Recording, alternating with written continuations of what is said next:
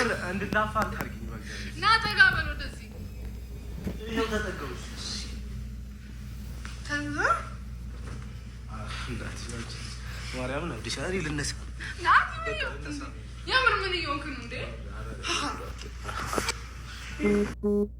ዶናት ምስኪን የዛሬ መቼ ማስገድሎ ከመድፈር አይተናነስም። አይሄሉም ፕራንኳ ደስ ይል ነበር። ነገር ግን በጣም ትቸኩላለች። የእሷ ችግር የመቸኮል ነውና የሚዲያ ላይ ደግሞ ታውቃላችሁ ብዙ ጊዜ እንደዚህ አይነት ነገሮች እየተከሰቱ ድጋሜ ደግሞ የምናለቅስበት ታይም ይኖራልና የሰው ላይ ካለፈው ቢማር ጥሩ ነው።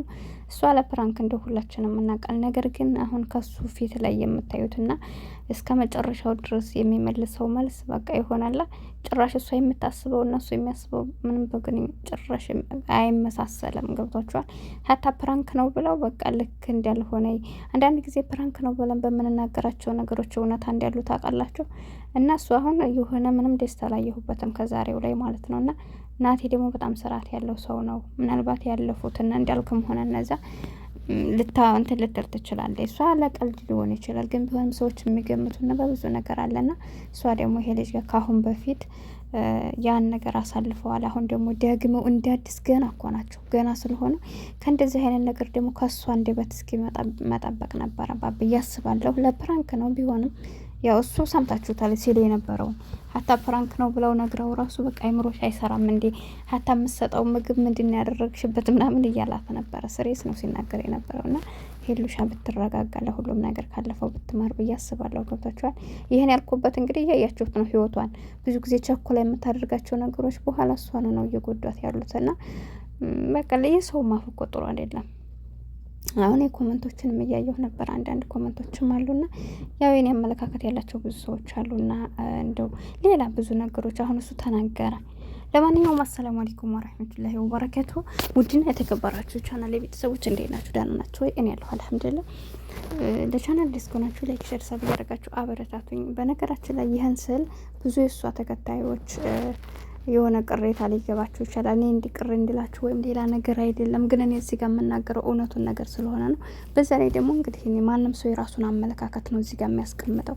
እንደ ራሴ አመለካከት እኔ በህሉ ቦታ ብሆን ያለፈው ፍቅረኛዋ ጋር ያለፈው ህይወቷ ጋር ተመልሳ መምጣቷ ጥሩ ሆኖ ሳለ ራስን ማስከበር የሚባል ነገር አለ። ገባችሁ አይደል? ወንድ ልጅ ደግሞ እንደምታዩቸው ናቸው። ዛሬ ያወሩትን ነገር አታገኙትም። ወንድ ለሚወዱ ደግሞ ጠባቃ ሴት እንደሆነ ማንኛችንም እናውቃለን። እነሱ ወዳችኋቸው እንኳን እያለቀሳችሁ እናንተ ለምን እንደምታለቅሱ የማይገባቸው ብዙ ሰዎች አሉ።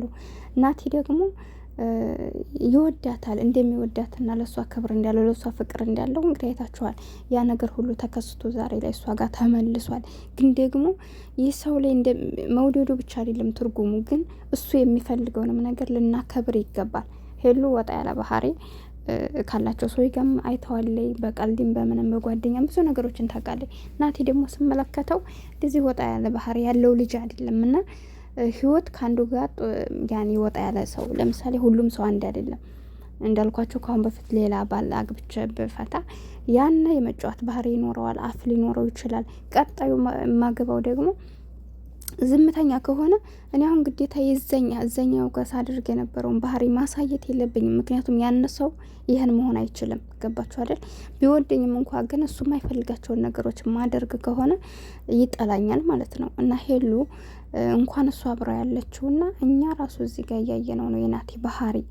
እኔ ያልኳችሁ ፕራንክ ነው እስከምትለው ድረስ ተቆጥቶ ፕራንክ ነው ካለችው በኋላ ደስ ብሎት ቢሆን ይህን ነገር ልናገር አልችልም ነበር። ግን ደግሞ የእሱ ባህሪ ስላላደለ አይታችሁታል አይደለ? አይምሮሽ ተቀይሮብኛል፣ አይምሮሽ እንደማይሰራ ነው የተረዳሁት።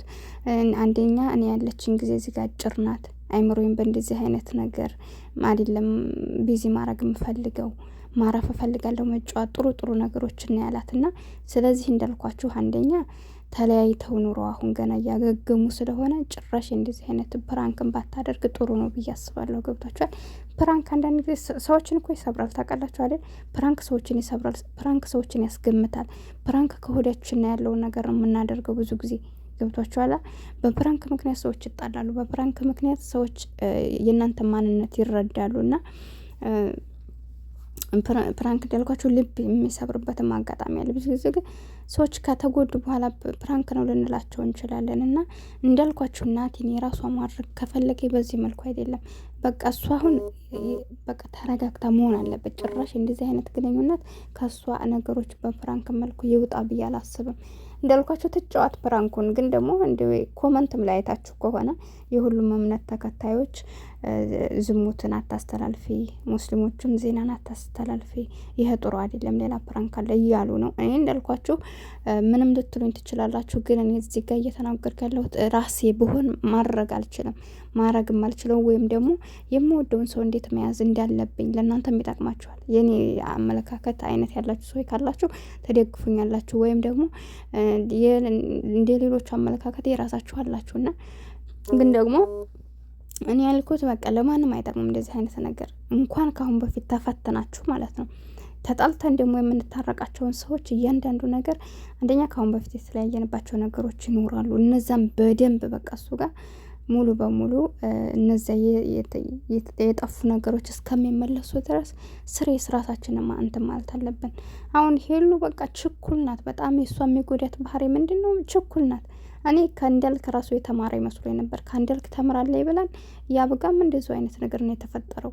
አሁን ራሱ ናቲን የምታወራው እኮ መጀመሪያ አካባቢ ደህና እኮ ነው። አሁን እሷ ናቲን የእውነትን በፍቅር ደረጃ ወደ እሷ ህይወት እንደሚገባ ሙሉ በሙሉ እምነት የላትም።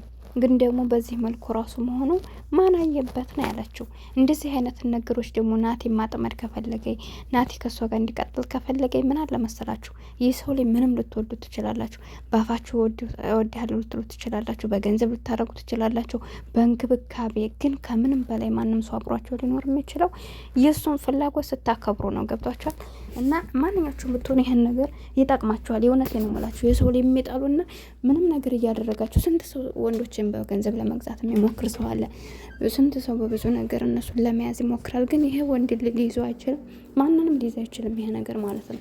ዋናው ነገር የእነሱን ፍላጎት ማወቅ ነው። ምንድነው የሚደብራቸው? ለማንኛውም ውዶች ይህን ይመስላል።